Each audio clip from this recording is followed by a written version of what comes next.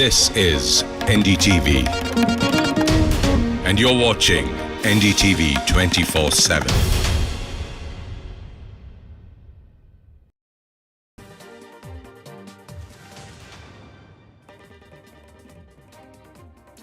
Good evening, you're watching India Global. I'm Gaurie Dwivedi. Let's start the show with headlines this evening. First up, Foreign Secretary Vikram Misri is set to visit China on the 26th of January. What's next for India-China ties? We decode for you. Amid border dispute, India-Bangladesh border forces meet. India-Bangladesh forces are set to address illegal border activities in a crucial meeting. Trump moves to end birthright citizenship for many, and does that lead to chaos for H-1B visa holders? We find out. New fire erupts in Southern California. 50,000 people have been evacuated. Red flag warning has been issued.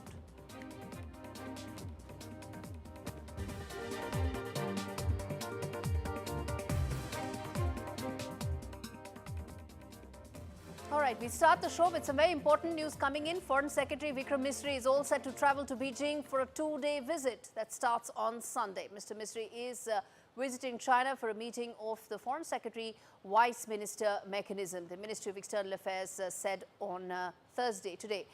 The resumption of this bilateral mechanism flows from the agreement at the leadership level to discuss the next steps for this crucial relationship, including in the political, economic and people-to-people spheres, it is said. Let's quickly now get in my colleague Mohammad Ghazali joining me live to really decode what this means. Ghazali, good to have you on the show. Talk to us about this very important development. What all can we expect? What's lined up? What's the agenda? See, I'll just quote you the sequence of events which have happened in the last 6 months at least since the Kazan summit where Prime Minister met Xi Jinping, and from there the first announcement was made that India and China have at least moved forward towards the disengagement near the Galvan Valley, near the LAC, and then the entire process started. In that particular statement it was said that from now onwards different level of diplomatic talks and engagements will happen. After that, NSA Mr. Ajit Doval traveled to China. He met the Vice President there and also the Foreign Minister of China, and then further talks happened, and still the statement continued to say that from now onwards, beyond the border dispute issue, which has almost been resolved, which even the Foreign Minister Dr. Jaishankar was quoted saying once last year that almost 80% of the issue has been resolved. Now further issues between India and China will be resolved, further talks will happen, and that is exactly why now the Foreign Secretary Mr. Vikram Misri is traveling there. But beyond that, beyond India-China relations, what is the significance of this visit? It is very well known that Mr. Trump is now in office and he has been threatening about tariffs or putting sanctions on Russia, one of the key partners of China. And Chinese President Xi Jinping and his counterpart Vladimir Putin had that video conference meeting, waving hands to each other, that was released by the Public Relations Department from both sides, showing that particularly both these countries are very strong partners, even when Mr. Trump have been threatening both countries about sanctions or putting tariffs. Now China wants that while the situation is very volatile right now and it is very unpredictable as well, China wants to engage with its neighbors. So China is already in talks with Japan in the neighborhood, and now it wants to continue diplomatic talks with India to engage in a meaningful diplomatic talks, and that is why Mr. Misri is visiting China, and we will hope to see some more concrete statements during this visit that what is expected or what will be the way forward from here onwards. All right, we leave it there. Mohammad Ghazali, appreciate you taking out the time to decode that for us. Shifting focus now, External Affairs Minister Dr. Jaishankar, who spent 4 days in the US capital as Donald Trump took over power, left for New Delhi on Wednesday after holding key meetings and talks with Donald Trump's Secretary of State Marco Rubio, and marking the latter's first bilateral engagement since assuming office on a range of issues from ties with New Delhi, Bangladesh and much more. Dr. Jaishankar was seated in the front row during the presidential inauguration at Capitol Rotunda, attended a multilateral Quad meeting, besides interacting with top officials of the new Trump administration. Let's quickly listen in to some of those important sound bites coming in from what Dr. Jaishankar said there. I think we have a very strong degree of trust today between India and the United States. a very high level of convergence of our interests, and a sense that while we serve our national interests, while we build our bilateral partnership, definitely on regional issues and global issues, there is a lot of good that we can do. Trade with Pakistan.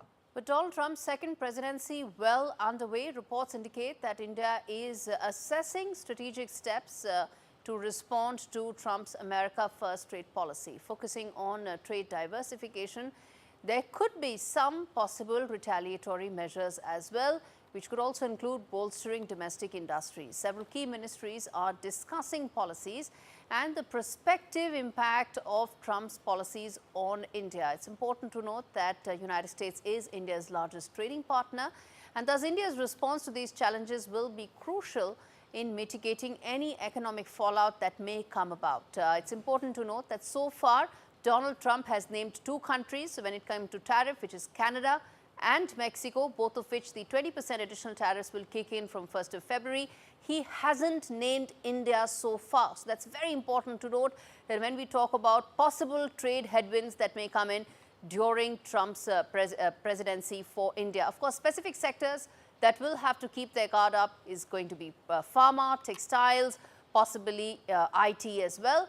That could be areas where Donald Trump's administration may look to prioritize and focus on. Remember, he has previously threatened to impose tariffs on India. He's called India a big abuser of trade ties, called India also a tariff king in his previous term. But so far, as I said, so far he hasn't said anything specific to India. All right. In his first call to a foreign leader since returning to office, US President Donald Trump reached out to his old friend, Saudi Arabia's Crown Prince, MBS, or Mohammed bin Salman. During the call, the Crown Prince announced an investment of $600 billion in the United States over the next 4 years. Although it isn't clear as to where those investments and trade will actually focus on. The comments came after US President Mir, in fact, said about returning to the kingdom as his first possible foreign trip. Trump's 2017 trip to Saudi Arabia upended a tradition of US presidents first heading to the UK as their first trip abroad. Donald Trump, of course, has been known to be really shredding tradition when it comes to taking decisions that are completely unconventional, which is why his administration may like to focus on Saudi Arabia again, given that they have a deep linkage in the past. The US in recent years has increasingly pulled away from relying on Saudi oil exports, which once was the bedrock of their relationship, but there's now much more. Saudi Arabia continues to rely on US-made weapons and defense system. Okay, let's get in Mohammad Ghazali to get us an update on why this is significant and how important could this visit be for US's relationship and perspective on that entire region. Go ahead, Ghazali. See, as Mr. Trump, was saying, addressing the press briefing, and said that even last time during his first presidency, he visited Saudi Arabia as one of the first foreign country to visit, breaking from that tradition that generally the US presidents visit UK. This time around also, he boldly announced that move that maybe the first trip would again be to Saudi Arabia, because Saudi Arabia is one very powerful country in the Arab world. We also know that how Mr. Trump was the architect of the Abraham Accords when he brought many Arab countries closer to Israel, and this particular relations between Saudi Arabia and Israel has been on top of his agenda in the previous term, which couldn't fructify in Biden's term because of the October 7 attack, and then we saw what happened in the last 1.5 years. But since he's back, there is a ceasefire deal which is already activated in the region, and Saudi Arabia has time and again said that they won't have relations with Israel, they won't recognize them until a Palestinian state is established and recognized by Israel. So maybe that could be the first step, or may not. We can't say that would be immediately happening after his trip, but certainly the business interests are very vital, because US has been less dependent on the oil exports from Saudi Arabia. Also, the second important point is that even during the Washington Post columnist Jamal Khashoggi's killing and allegations on MBS, despite those facts, US continued its relations with Saudi Arabia. And then Mr. Biden in his tenure was talking about a defense pact with Saudi Arabia. Even that has not materialized. So perhaps on these two issues, normalization and a defense pact, perhaps Mr. Trump will work, and the first step would be to have business or trade ties to be stronger with Saudi Arabia. Perhaps that will be outlined in this trip when he officially makes that visit. All right, Mohammad Ghazali, appreciate you connecting the dots for us there. All right, Donald Trump has warned that he will impose high tariffs and additional sanctions on Russia if Vladimir Putin fails to end the war in Ukraine. In a post on social media platform Truth Social, Donald Trump stated that by pushing for a resolution, he was doing Russia and Putin a very big favor, quote unquote. Donald Trump had previously said he would negotiate a settlement to Russia's full-scale invasion that was launched almost 3 years back. And he said that he would do that in a single day. Meanwhile, Ukrainian President Zelensky has claimed a contingent of at least 200,000 international soldiers would be needed to guarantee Ukraine's security in any ceasefire with Russia whatsoever. Listen in. I'm supporting the idea of contingents like a part of security guarantees, because if they have 1.5 million army, and if we will have less 2 times, it meant that we need contingents with a very strong number of soldiers. 200,000. Europeans have 200,000, it's a minimum.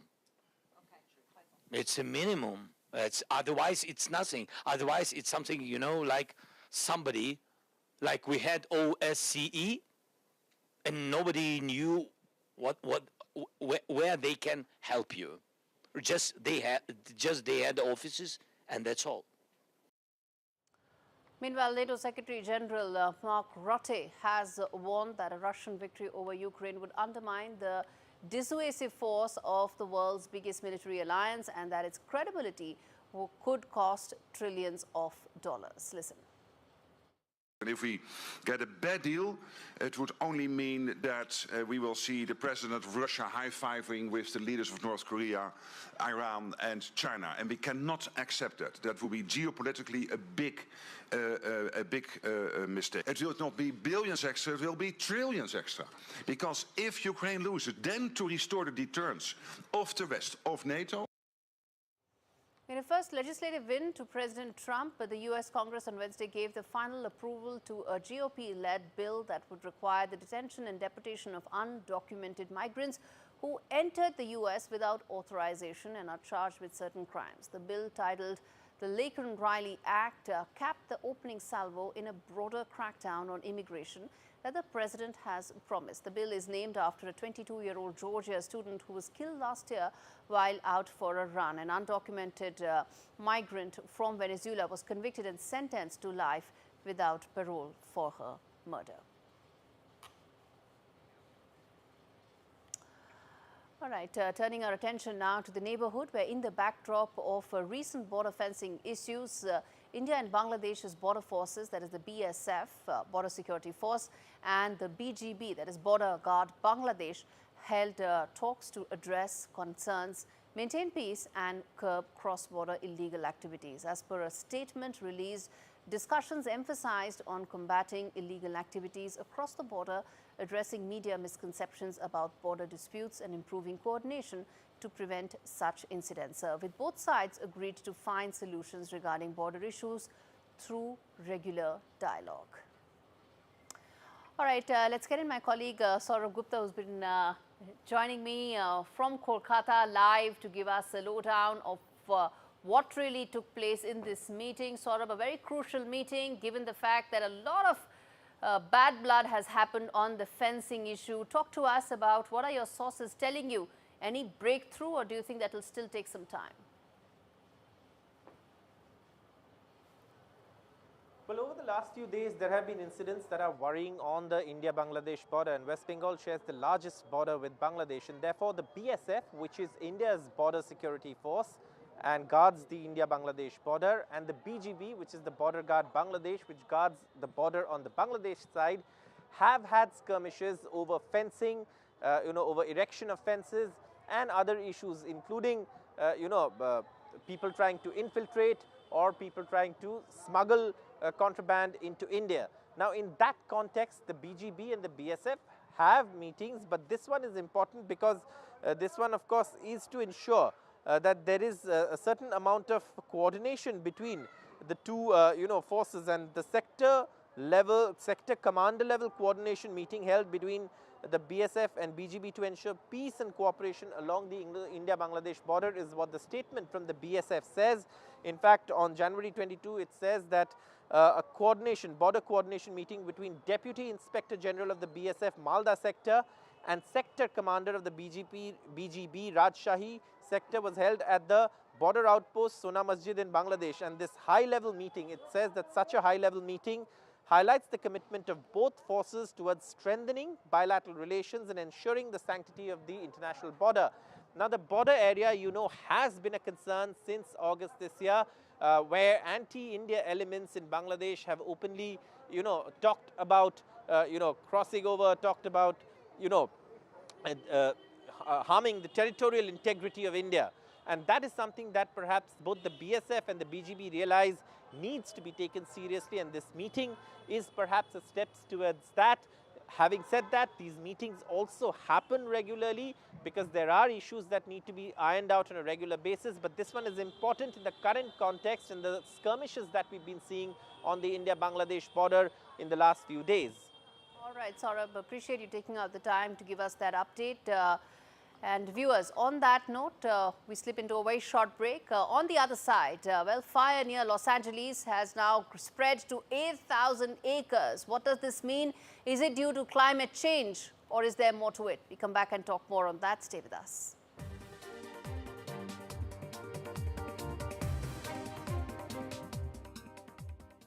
Health isn't someday in the future. It's now. It's same-day GP appointments. Physio without GP referrals. Cancer testing, scans and diagnosis fast. Questions for an expert at any hour about anything. Routine dental checkups every year for brighter smiles. Support that lasts for as long as it takes. Feeling your best every day starts today. Call or go online now for your quote. This is an important message for people living with diabetes from people living with diabetes. When I was experiencing the symptoms of diabetes, I didn't know what was going on. You go on the internet and it's full of horror stories. You don't know where to begin and you don't know what to believe. I didn't understand about carbs, I didn't understand about blood glucose levels. I was scared and I was worried.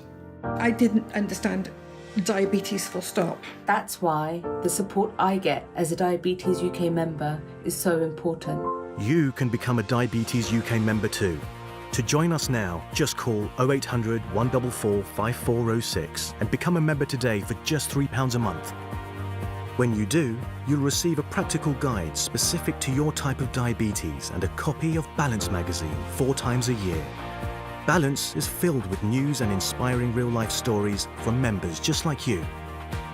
And you'll receive regular emails and vital updates that will help you feel informed and supported. Plus, you'll help support research that could lead to better treatments for all types of diabetes. Membership makes life better because you're not alone anymore. Call 0800 144 5406 or go online to become a Diabetes UK member for just £3 a month, because membership can help you learn to live better with diabetes.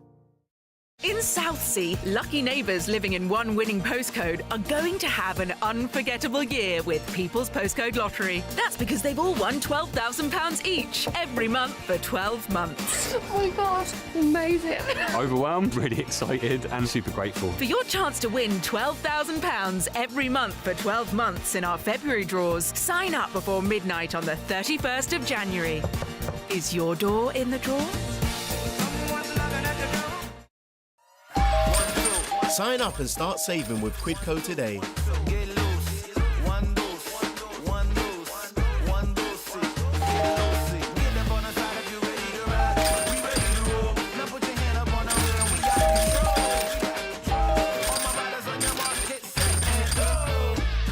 Get cashback every time you shop on over 5,000 brands. It always pays to Quidco.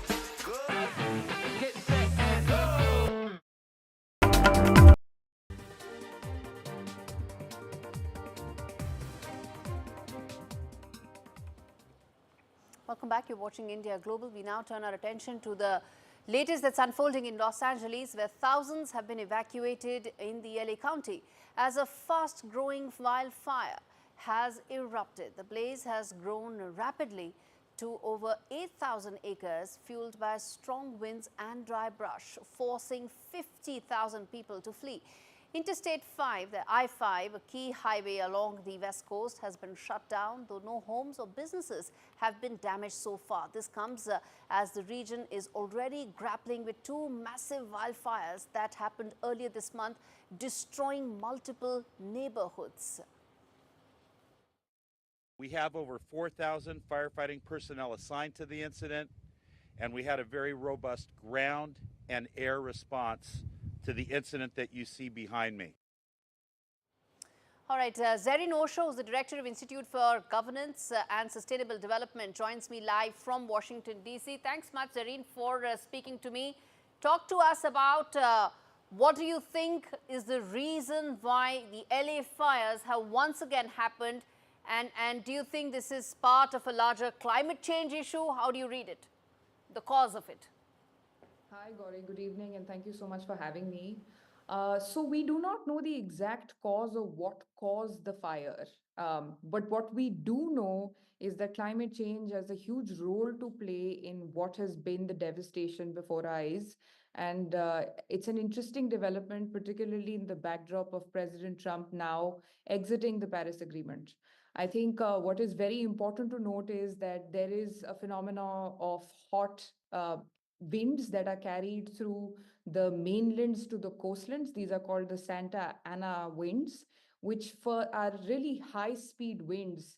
So whenever the fire and the exact point and cause of fire, wherever it was caused in the Palisades, then spread across a very wide range of area following these winds. And now we know that apart from the Palisades, the Hughes, which is another neighborhood in northern LA, has also been grappling with these new fires that have come about, and the expected damage is approximately 9,500 hectares of land. So this is going to come at a large cost. We've also seen that the insurance and actuarials working on this devastation have estimated these losses to be anywhere between tens of billions of US dollars. This has a direct impact on the insurance premiums that are going to be paid by residents. Will insurance companies be willing to insure these homes again is still unknown. But what is also a very important point to note is the rainfall. Now, that is not a phenomenon that has caused necessarily this wildfire in this instance, but it is very much a major contributing part of what the fire has been able to do and the devastation that has been caused. LA this summer, since May 2024, has received extremely, strikingly low, historically low rainfall. And according to some of the early estimates that are coming from studies, we now know that this rainfall is less than, is 10% less than the average. Okay. So which brings me to ask you that, Zareen, I understand what you're saying. These are factors that are extraneous factors, but you know, one cannot help but talk about the fact that this comes at a time when US itself is also internally debating how it wants to, or if at all it wants to, address climate change as a larger issue. Poorer countries are suffering much more. They rely on developed countries. They rely on America. And the fact that America has exited the Paris Accord, how do you see the larger climate issue? I'm not talking particularly about the wildfires here now. Yes, Gaurie, that's an interesting question, and one is yet to see what actually will happen. But as far as climate change is concerned, it's not an opinion, it's a fact. And what is happening, the unfortunate incidents in LA are a testament to that fact.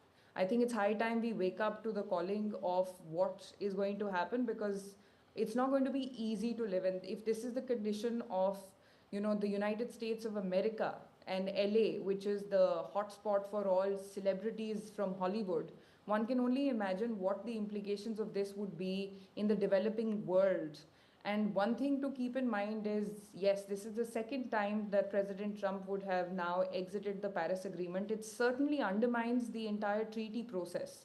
You know, one can also debate if America is going to, you know, figure out its stance on climate change based on the presidents, that does not necessarily send a really great signal out to the world about what America wants to do and what is general consensus on climate change. But again, it doesn't take away from the fact that this is reality. This is not it is not an opinion. It cannot be contested. It is an uncontested fact, and the world is facing. It's not just America when it comes to climate change. Zareen, appreciate you taking out the time to speak to me on India Global.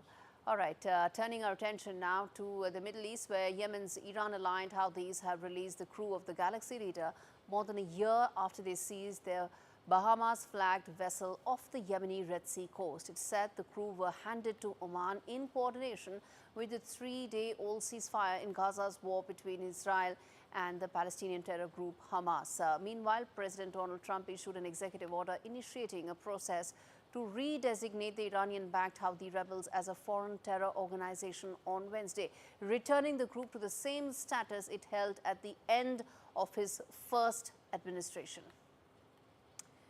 All right, shifting to Nepal, where for the first time in nearly a decade, the price to climb Mount Everest will soon increase as Nepal announces a sharp markup in permit fees.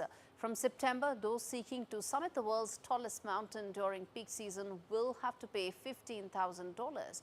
This is a 40%, nearly a 36% rise from the long-standing fee of $11,000. Fees for those wanting to climb outside the peak April to May period will also increase by the same percentage, meaning it will cost now $7,500 during September to November and about $3,750 during the very tough period of December to February, when anywhere very, very few people would be attempting to do that. All right, on that note, we slip into a very short break. We come back on the other side with our big debate on what really does Trump's executive order on birthright citizenship mean for India and for Indian Americans and the diaspora. Stay with us.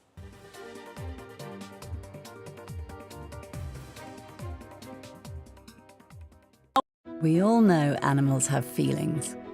They depend on kindness, just like you and me. So imagine how they feel when they're beaten, starved, and unloved. Every minute, the RSPCA is called on to save animals in physical agony and mental torment.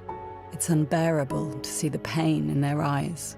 We refuse to give up on them, but to rescue them from a life of fear, we urgently need animal lovers like you to donate today.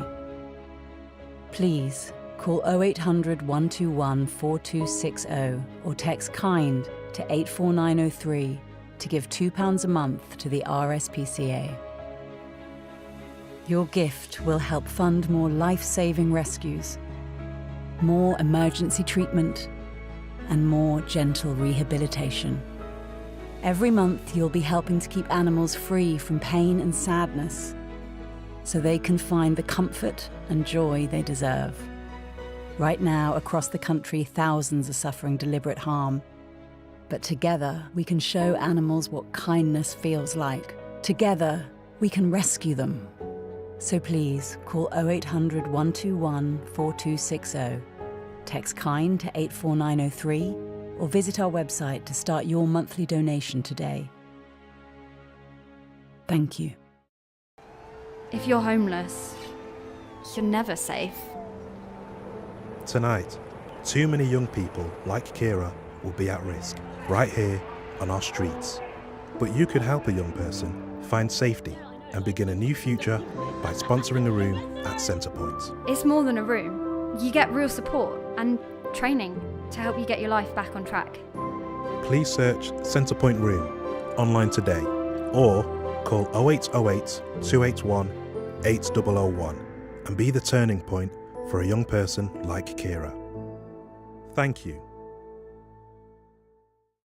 In today's interconnected world, India's voice is more crucial than ever. When India speaks, the world listens. At NDTV World, we are that voice, bringing you intelligent and insightful news from India and beyond. From geopolitics and diplomacy to economic shifts, migrations, tech disruptions, and the stories of our diaspora. We cover the news that shapes our global future. NDTV World, your new home for global news, is here.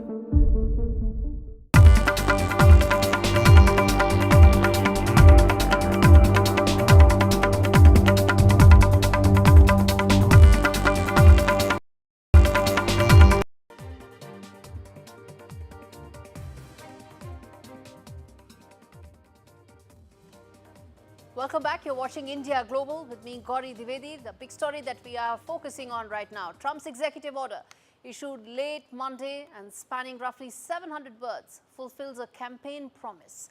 However, its outcome is uncertain, with a lengthy legal battle over immigration policies likely.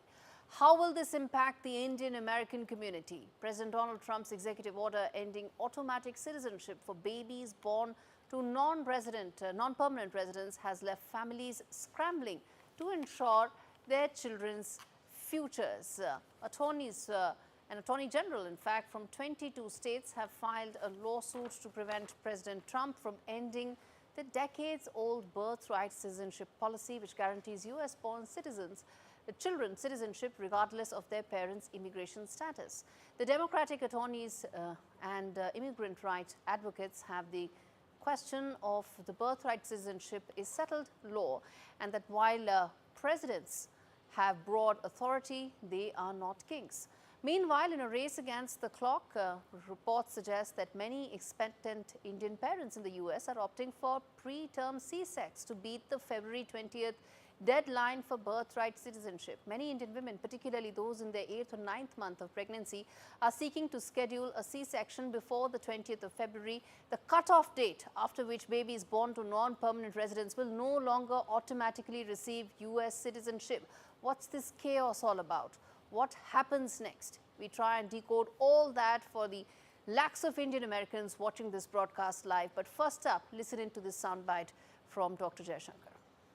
You know, we have a position on mobility which is a principal position, applies to all countries. As a government, we obviously are very much supportive of legal mobility because we do believe in a global workplace. We want Indian talent and Indian skills to have the maximum opportunity at a global level. At the same time, we are also very firmly opposed to illegal mobility and illegal migration, because you also know that when something illegal happens, many other illegal activities get joined onto it. Before I get in the guests this evening, Karthik Ramakrishnan, Soundarya Balasubramani, as well as Alison Kranz, I want to tell our viewers the questions that we are putting forth on this broadcast and why it matters to every Indian American watching this. The first key question is that how will this really impact Indian Americans? What will be their status going forward? Could families of H-1B visa holders face possible deportation? Is that something they now need to brace for? That's the second question that we're going to pose to our panel.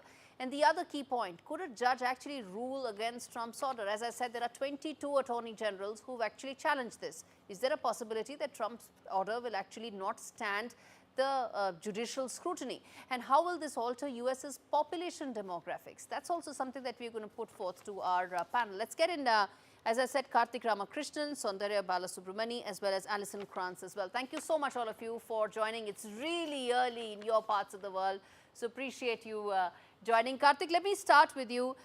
Before I come to the demography part and the other parts of it, I want to start by asking you, how big a bummer is this? How big a setback is this for the Indian American community? Thank you for having me. Well, first, I think it's important to note that this is an executive order that is already being challenged in the courts, and it is very unlikely to stand constitutional scrutiny. But, you know, what I'm saying, it's extremely unlikely. There is a slight possibility. The Supreme Court has surprised us over the last few years, including on abortion rights. So something like a right that has stood for 150 years, it might decide that now is the time to take a fresh look at the interpretation of the 14th Amendment to the Constitution. So should Indian Americans be concerned? I think they should be.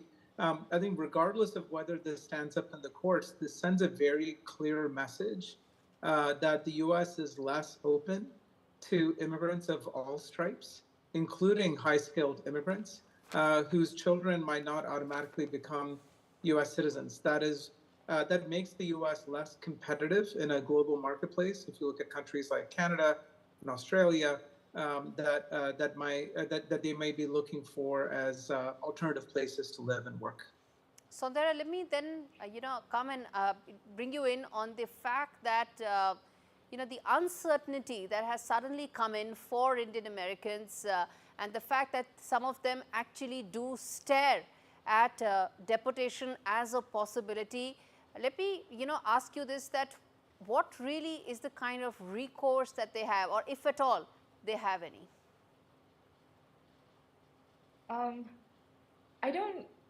I do think we should make it clear that this does not lead to any sort of deportation. Maybe I'm misunderstanding what you're talking about when you say deportation.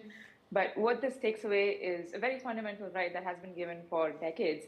And the irony of this... No, there can be also children who could be older in age, right? They may be, let's say, in their teens and all. They would, of course, be staring at deportation, right? And if you send away your children, then it also disrupts the entire family, doesn't it? I think you're talking about, there's something called documented dreamers. These are children who were not born in the US, but then moved to the US when they were 2-3 years old, and they spent their entire lives in the US.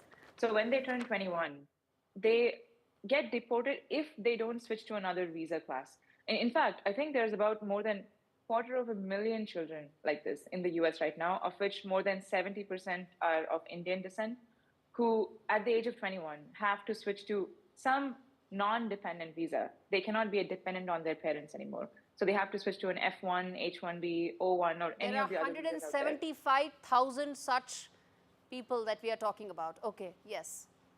Exactly. But if this order goes through and it's not challenged in court, then we will have several 100,000 more such children come up in the next decade. Because as of today, I think there's more than 1.5 million legal immigrants, Indian immigrants, who are in the US waiting for a green card. And they've been waiting for more than a decade. And it just doesn't make sense to take away this right for them, because these are not people who just went there for a few months and now they're deciding to leave. But these are people who spent a decade paying taxes, living there, and they're not getting the green card only because of the country caps and this huge backlog that's been formed. Indeed. And Alison, before I come to you on the legality of this and the constitutional rights and what does really the US Constitution say, Karthik Prabhakrishnan, let me ask you this question that has been baffling me ever since I heard this, which is the fact that what started out as a fight against illegal immigrants is now targeting probably the most highly skilled workforce in the US. How does that make sense? Yeah, I think we understand. So I've been studying immigration opinion and immigration policy for 2 decades now.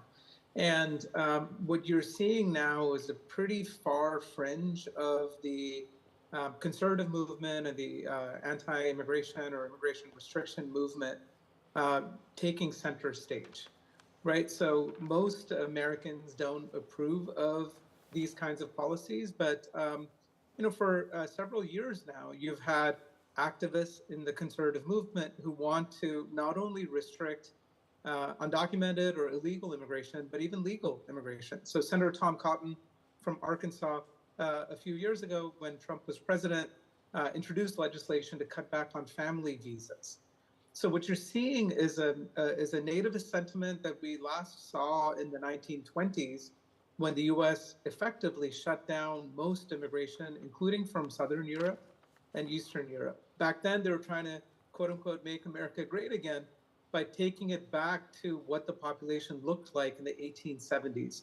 So you're seeing a similar kind of move where it's for a lot of conservative activists, it's not the legality or the illegality.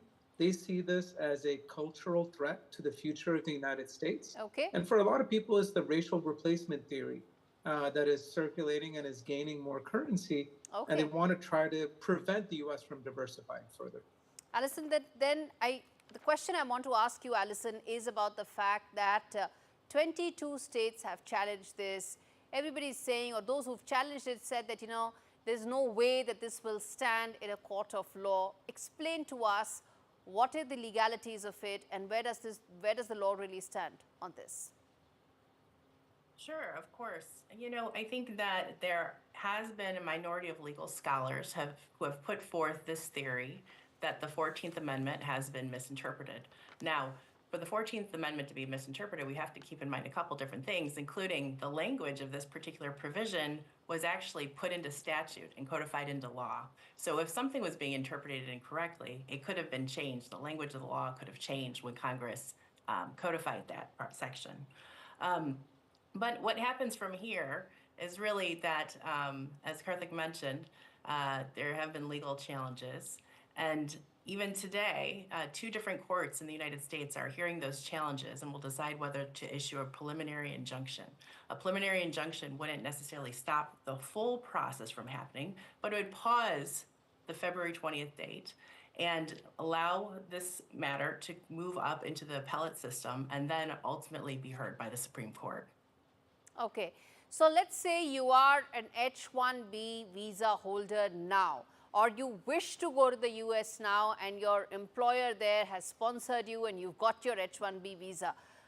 Alison, what is the kind of uncertainty that this candidate is facing?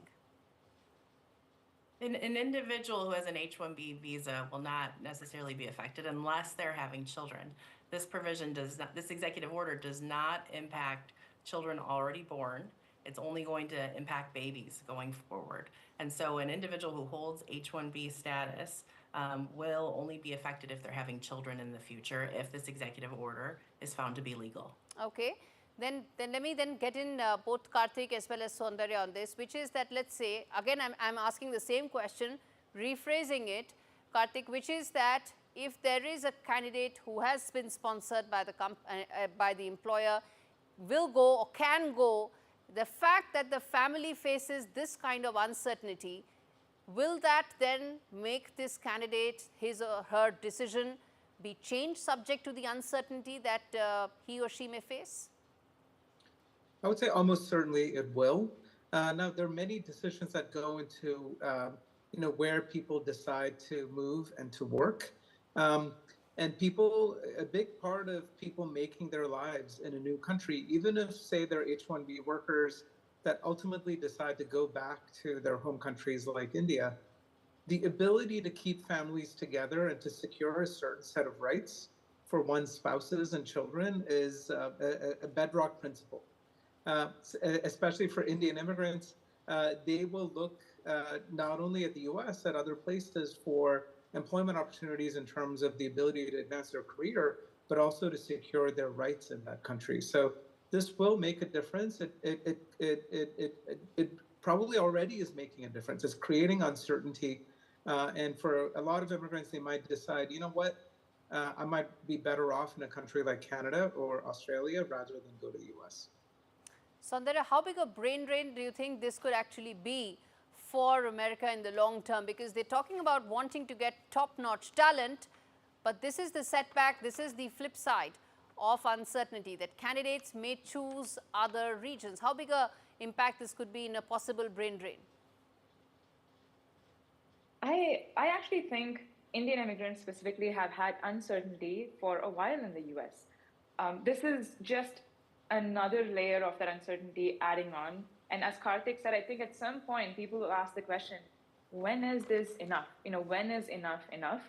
And I've had a few messages sent to me personally already on social media of people asking, is it still worth it going to the US anymore, given all these restrictions? But I will say, just from the numbers, the pandemic put a big dent on the number of people moving to the US for education. However, the numbers have come to pre-pandemic levels and they keep increasing. If you just look at the number of students who go to the US to study master's and higher education, that hasn't really changed despite the other restrictions that have come up in the last few years or when Trump took office the last time. So it doesn't seem to have made a difference in the last 8 years. So I don't know, but I do think at some point people will feel that enough is enough. But I want to just call out one last thing, that if this rule goes through, it will have an impact for people who have children after February 20th. Yes. However, the children won't have an impact until they turn 21, at which point they will have to leave the country. And so you do have this time when parents can take a decision to leave the country, and it doesn't have to be immediate. No immediate decision is needed, is what you're trying to say. Alison, Exactly. I'm wrapping this up, but final word to you. If you have to give one message, one advice to people who are listening to this and are getting impacted, what would that be? To be diligent, to monitor the news, to watch how this develops. It could be a year or more before we actually have an answer. But the U.S.'s culture, traditions, and beliefs are that we're a nation of immigrants, and I hope that prevails. All right. Thank you so much, all three of you, for speaking to me on this very important debate that, as I said, our audiences world over are watching. And on that note, we slip into a very short break. We come back with more interesting stories on the other side. Stay with us.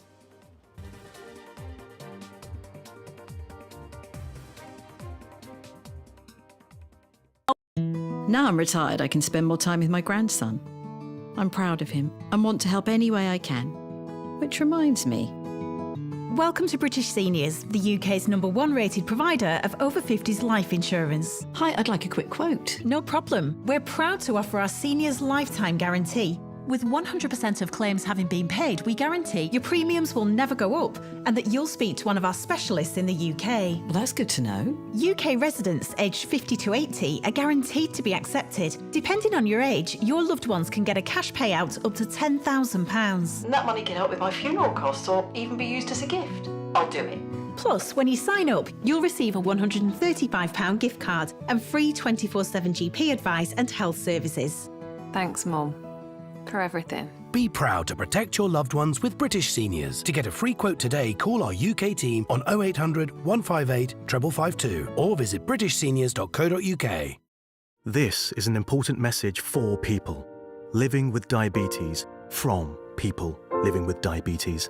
When I was experiencing the symptoms of diabetes, I didn't know what was going on. You go on the internet and it's full of horror stories. I didn't understand about carbs, I didn't understand about blood glucose levels. That's why the support I get as a Diabetes UK member is so important. You can become a Diabetes UK member for just £3 a month. When you do, you'll receive a practical guide specific to your type of diabetes and a copy of Balance magazine 4 times a year. Plus, you'll help support research that could lead to better treatments for all types of diabetes. As members, we're all working it out together.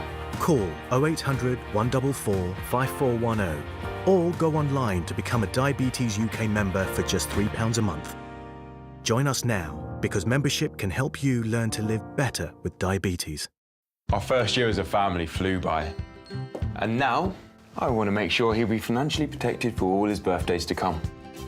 That's why I'm calling Smart Insurance. Hi, how can I help? Hi, I'd like a quick quote for family life insurance. OK, you can choose a benefit amount up to £750,000 depending on your age. That's great. If you're a UK resident aged 18 to 64, you can apply with just a few health and lifestyle questions. For £250,000 of cover, the price starts at just £14.77 a month. That's less than I thought. And could help my wife pay off the mortgage. And with our Smart Family Guarantee, you'll have peace of mind. That's good to know. You'll also receive a 100% advance in the event of terminal illness and 10% cashback on your first year's premiums. That's the Smart Cashback. Plus, you get your choice of a £125 gift card. Protect the life you've built the smart way. To get a free quote today, call our specialist UK team on 0808 141 5855 or visit smartinsurance.co.uk.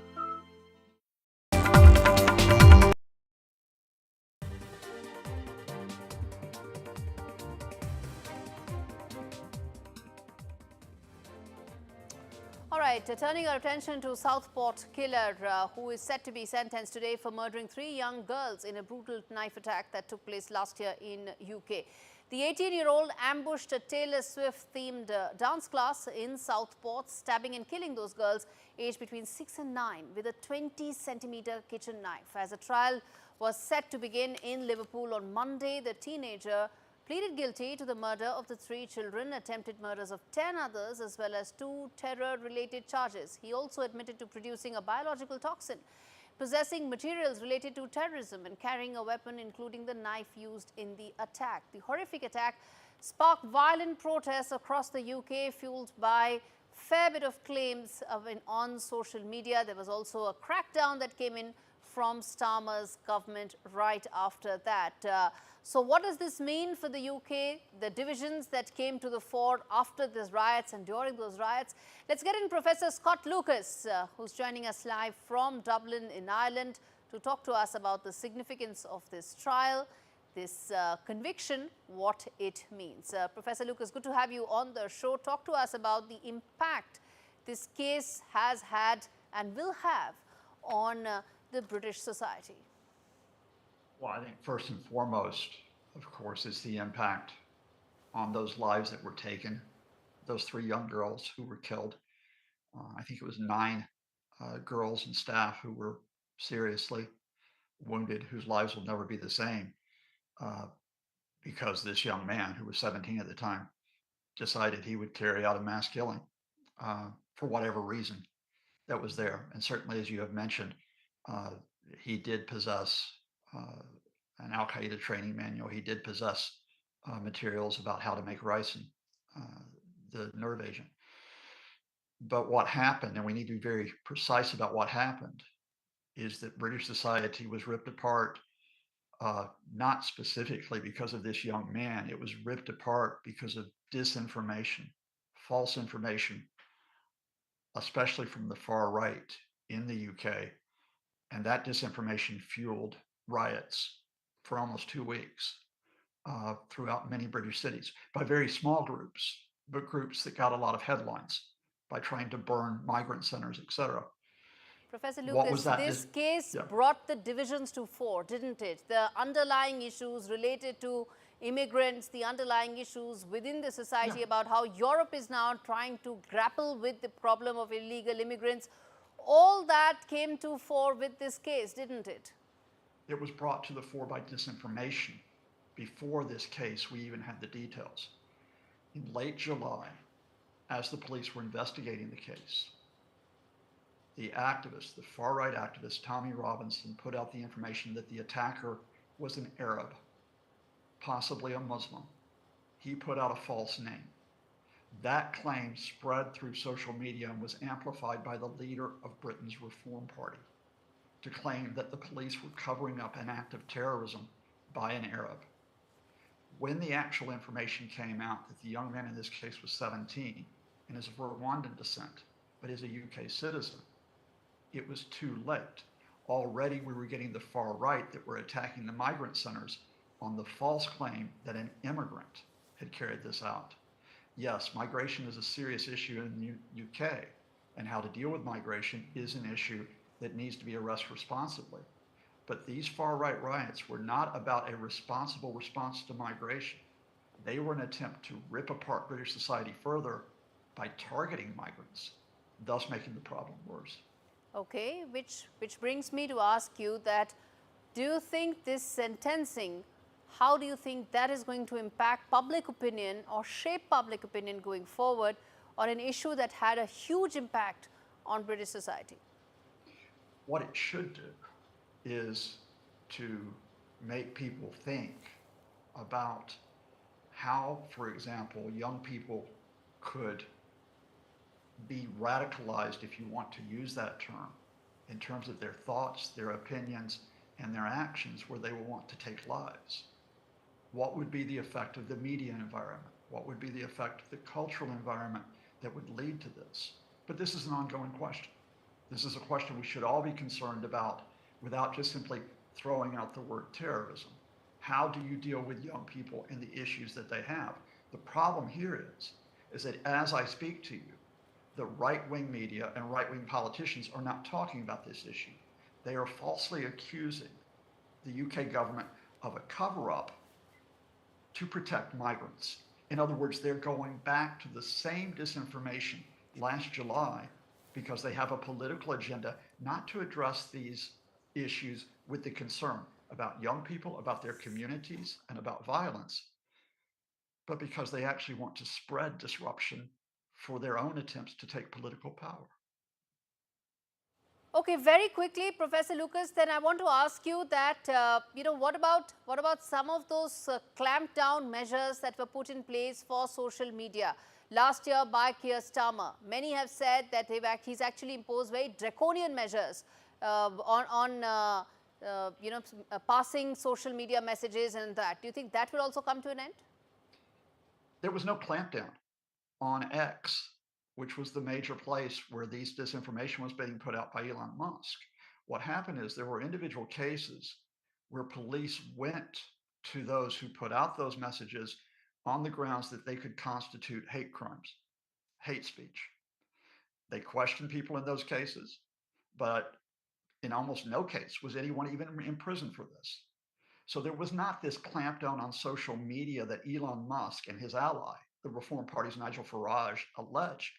You can go to X right now and see these types of messages continuing to spread. So no, I'm afraid this is a diversion. What the Starmer government did, and you can criticize their specific policies. I'm going to interrupt him right now. What the Starmer government has done is tried to deal with this case responsibly, both as a legal case and both in terms of trying to prevent this type of rioting that we've seen. They did it at the time. They succeeded in quelling the rioting quite effectively. And what they're trying to do is to avoid further disruption on Britain's streets by actually stating the facts of the case as they did in Parliament. I'll have to wrap this up right here, Professor Lucas. Thanks so much for giving that perspective to us on an issue that really did have huge ramifications for the British society. Okay, shifting focus now to a short clipping of snippet actually of a podcast that NDTV World has started. It's called Spot On, where we spoke to C. Raja Mohan on US-India ties under Trump 2.0. Listen in, and the whole podcast is available on NDTV World YouTube page. Given that Donald Trump is a negotiator, he wants to sort of close deals, do you think this would really be the hallmark of how he approaches relationship with India? Not just with India, with everyone. So he's a deal maker. He's not saying, I'll tell you what is it and nothing can be done. He's saying, look, let's talk. And he loves negotiating. He loves deals. So I think that's where India's traditional style has been the other way. We announce a principle, and after that we don't have any flexibility. And that's why, despite India's growth of trade, in the WTO, everywhere India is seen with great suspicion, because we don't know when to stop bargaining and when to close a deal.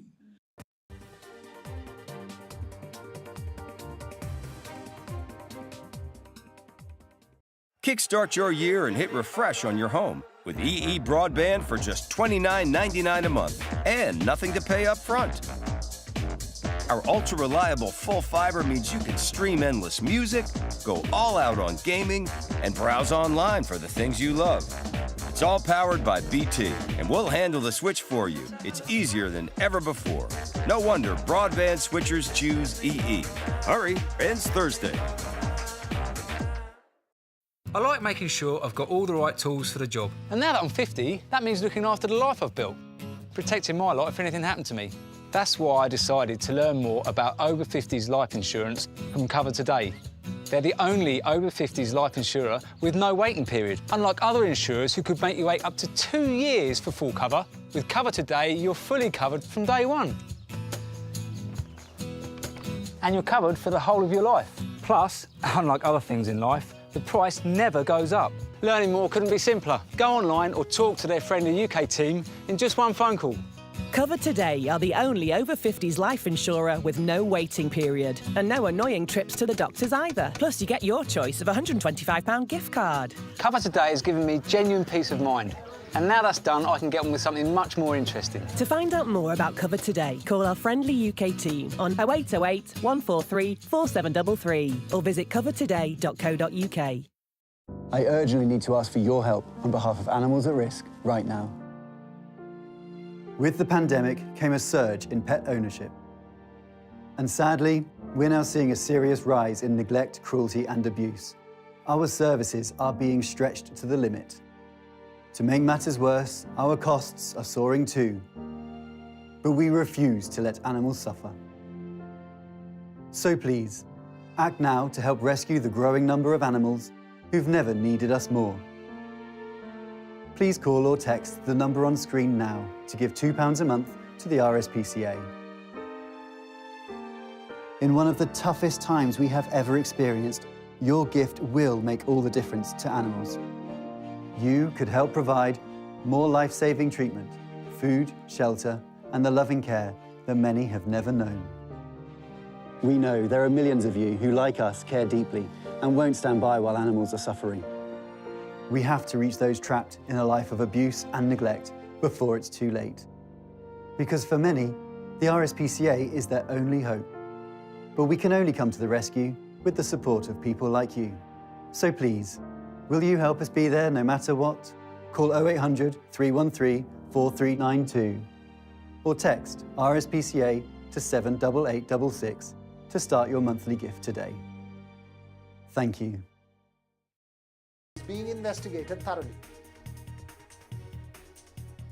The centre officially announces scrapping of all tungsten mining in the villages around Madurai. It's a huge win for farmers and activists who have been protesting against it.